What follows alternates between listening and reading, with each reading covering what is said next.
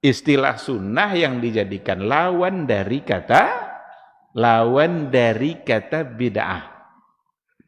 Jadi ada sunnah, ada bid'ah. Akan tertolaklah semua amalan yang kata Rasul itu bukan berasal dari perintah kami. Akan menjadi tertolaklah semua amalan kalau seandainya tidak datang contohnya atau tidak datang perintahnya atau tidak ada landasannya datang dari agama, baik dari Al-Qur'an maupun dari sunnah Rasulullah sallallahu alaihi wasallam. Nah, oleh karena itu, kalau digandengkan kata sunnah dengan kata bid'ah, maka berarti bid'ah adalah sesuatu yang memang tidak datang dari Rasulullah atau tidak memiliki landasan dan dalil apapun dalam agama. Dan untuk diketahui persoalan sunnah dan bid'ah itu adalah mesti dalam persoalan agama, bukan dalam persoalan dunia yang memang kita diminta untuk berkreasi. Kalau dalam persoalan dunia, itu ada anjuran Nabi agar kita bisa berkreasi. Antum a'lamu bi umuri dunyakum. Kalian lebih tahu dalam persoalan dunia kalian. Itu kata-kata itu diucapkan oleh Nabi, karena Nabi melewati seorang petani pekebun kurma. Nabi memberikan arahannya, ini sebaiknya kurma ini begini nih, kata Rasul. Dilakukanlah oleh sahabat tadi apa yang diperintahkan oleh Nabi. Upo tahun depan tidak buah kurma. Ini lah dibuat. Apa suara Nabi tadi? Datang ke Nabi, tidak buah ada Rasulnya. Apa kata Rasul? Antum a'lamu bi umurid dunyakum. Kalian lebih mengerti dengan persoalan dunia kalian. Tapi kalau datang dari saya dalam persoalan agama, khudhu anni, ambil dari saya. Kalau seandainya urusannya adalah masalah agama. Oleh karena itu, kata-kata bid'ah tidak tepat kalau disandingkan nanti dalam persoalan dunia. Ini banyak yang keliru. Bid'ah kesodojo namanya. Itu suau ania untor ya. Nah, kalau gitu pakai jalo onta mau ke Mekah katanya. Nggak usah pakai pesawat. Pesawat itu bukan persoalan agama. Pesawat itu persoalan wasail dunyawiyah. Itu persoalan sarana-sarana dalam kehidupan dunia kita yang mungkin saja berkembang. Jadi kalau ada ayat-ayat yang berkaitan dengan wasilah-wasilah, maka boleh dipahami ayat itu dengan pemahaman yang berkembang. Wa a'iddu lahum mastata'tum min quwwatin wa min ribatil khail. Rasul menyuruh kita agar bersiap-siap, mempersiapkan kekuatan perang kita. Apa yang ada dalam ayat itu? Ribatil khail, kuda. Berarti alat perang kuda. Zaman sekarang alat perang apa? Min kuwatin di situ, kekuatan di situ, boleh enggak kita maknai dengan artian yang berkembang sesuai dengan yang ada hari ini? Bisa. Karena itu persoalan wasail dunyawiyah. Ini masalah mikrofon ini juga ada juga itu. Padahal orang-orang yang sering sebut-sebut bid'ah itu, dia ceramahnya pakai mikrofon juga katanya. Padahal mikrofon tidak ada pada masa Nabi. Jadi nampak ketika dia ngomong gitu tuh, dia tidak mengerti konsep bid'ah itu seperti apa. Jadi persoalan bid'ah itu adalah menjadikan sesuatu menjadi ketentuan agama, menjadi sebuah ibadah, menjadi sesuatu yang masyru' disyariatkan sebagai ibadah, tetapi tidak punya dalil dan tidak punya landasan atau tidak pernah diperintahkan oleh Rasulullah sallallahu alaihi wasallam. Itulah baru yang masuk dalam kategori bid'ah. Jadi ada persoalan agama, fokusnya di situ.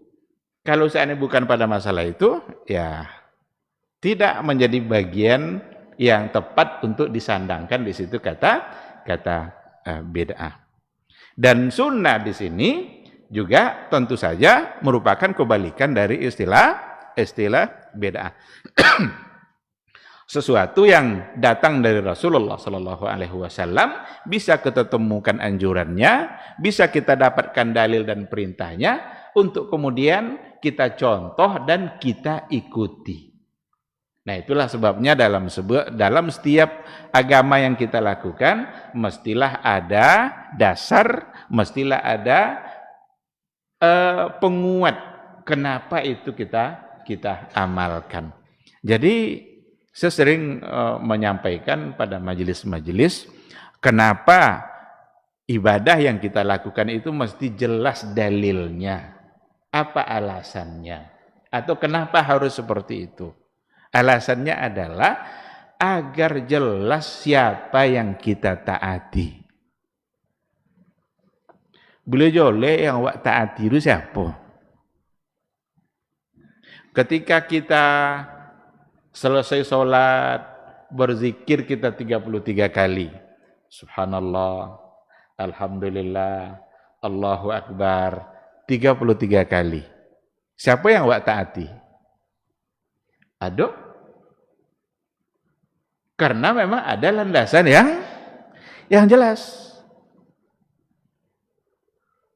Ketika kita melaksanakan satu bentuk perbuatan, apa saja, kalau dalam bentuk agama, dalam bentuk ibadah, jelas siapa yang kita taati. Kalau seandainya langsung diamalkan oleh Rasul, berarti jelas Rasul yang mengamalkannya. Atau kalau kita temukan perintahnya datang dari Rasul, jelas pula ada orang yang memerintahkannya. Nah, maka kita perlu menjaga hal-hal yang seperti ini agar amalan kita tidak sia-sia. Atau ada hal-hal dalam hadis Nabi, dalam dalil-dalil yang datang secara umum. Ketika datang secara umum, maka kita juga harus menjadikan dalil itu bersifat umum.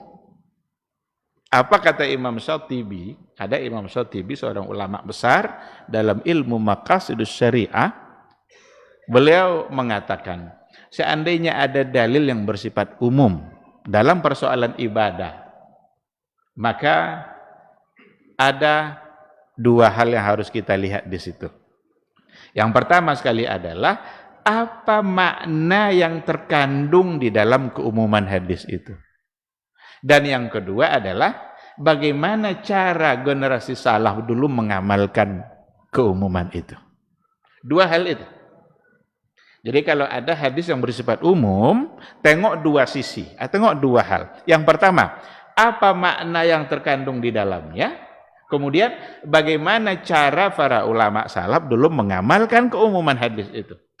Lalu beliau lanjutkan, seandainya ada orang yang membuat ketentuan khusus untuk dalil yang bersifat umum, dalilnya umum gak? Tapi nya dibuat dehnya ketentuan khusus dalam mengamalkan keumuman yang tadi itu. Dijadikannya sebagai sebuah syariat ketentuan khusus tadi itu. Maka dia berarti sudah salah dan sudah menyimpang. Itu menurut beliau bagian dari yuharrifunal kalima an mawadhi'ih. Yuharrifunal kalima an mawadhi'ih itu mereka merubah-rubah ayat Allah dari tempat yang seharusnya. Atau merubah dalil, menempatkannya pada tempat yang tidak seharusnya. Maka sesuatu yang bersifat umum, ambil keumuman itu. Jangan dikhususkan dan jangan dijadikan tasri' sebagai sebuah ketentuan agama, kekhususan yang tadi itu. Kalaulah dibuat taksisnya nanti dikhususkan pada hal umum, berarti bagian dari tahrif, penyimpangan dalam agama. Karena banyak hal-hal dalam kehidupan kita sebenarnya secara umum itu boleh masuk dalam ketentuan dan kebolehan secara umum. Tetapi ketika sudah menjadi ketentuan khusus, di situ salahnya. Dan Imam Syatibi tadi itu ingin orang terhindar dari taksis atau dari penghususan sesuatu yang bersifat umum. Nah, apalagi kalau seandainya dilakukan pada tempat-tempat umum, itu bahasa beliau. Dilakukan di tempat-tempat di mana orang beribadah di situ, seperti menggunakan pengeras suara. Kalau azan, kenapa kita gunakan pengeras suara? Karena memang itu adalah sesuatu yang memang dianjurkan oleh Rasulullah Shallallahu Alaihi Wasallam. Tidak ada dulu mikrofon zaman Nabi, tapi Nabi memilih orang yang anda sautan, yang suaranya lebih keras, lebih nyaring. Maka dipilihlah Bilal untuk menjadi muazzinnya Rasul. Bukankah itu sebagai isyarat untuk mengadakan sesuatu yang bisa memperjauh jarak suara kita? Karena Nabi memilih Bilal itu li'annahu anda sautan, karena dia adalah punya suara yang lebih nyaring, lebih keras. Karena namanya panggilan kan. Panggilan kan tidak mungkin lambi ya kan. Allahu Akbar, Allahu Akbar. Tidak mungkin kan. Tapi Allahu Akbar, itu yang panggilan. Jadi kalau ada dulu yang tahu gak azan pakai mikrofon, itu salah. Cuma manggil nomor. Tidak mungkin memanggil lambi kan. Mesti suara keras.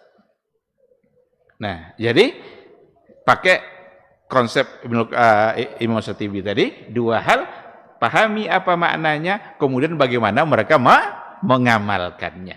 Keumumannya jangan dirubah menjadi sesuatu yang khusus. Baik.